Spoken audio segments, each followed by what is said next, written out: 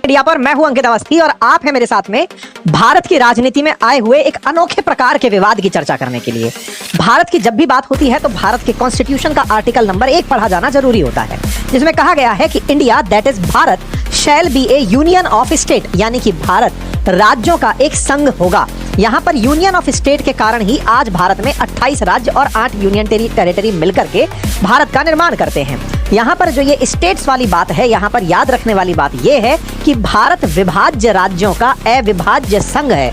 विभाज्य राज्यों का अविभाज्य, इसका मतलब है इनडेस्ट्रक्टिव स्टेट है ऑफ डेस्ट्रक्टिबल स्टेट्स, मतलब हमारा एक ऐसा यूनियन है जिसे तोड़ा नहीं जा सकता, लेकिन हाँ राज्यों को तोड़ा जा सकता है, जिसके चलते भारत ने आंध्र से तेलंगाना जैसे राज्य का निर्माण किया और उत्तर प्रदेश से उत्तराखंड का। ठीक इसी प्रकार से भारत के अंदर संघ को नहीं तोड़ा जा सकता, यानी कि भारत एक संघ है राज्यों का, ये टूट नहीं सकता।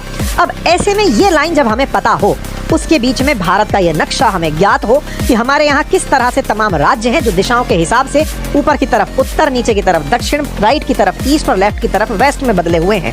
ऐसे में भारत के अंदर पूरब की तरफ बैठा वेस्ट बंगाल और दक्षिण की तरफ बैठा हुआ तमिलनाडु हाल ही के समय पर बड़ा ही सुर्खियों में है। सुर्खियों में किस वजह से है?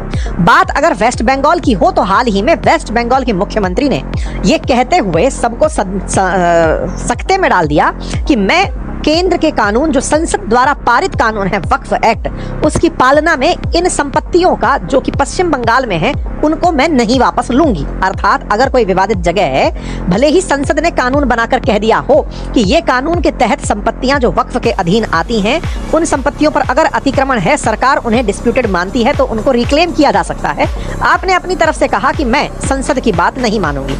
एक राज्य की मुखिया होने के नाते केंद्र के साथ और संसद के साथ कही गई बातों पर इस तरह का बर्ताव देश के लिए विभाजनकारी प्रतीत होता है।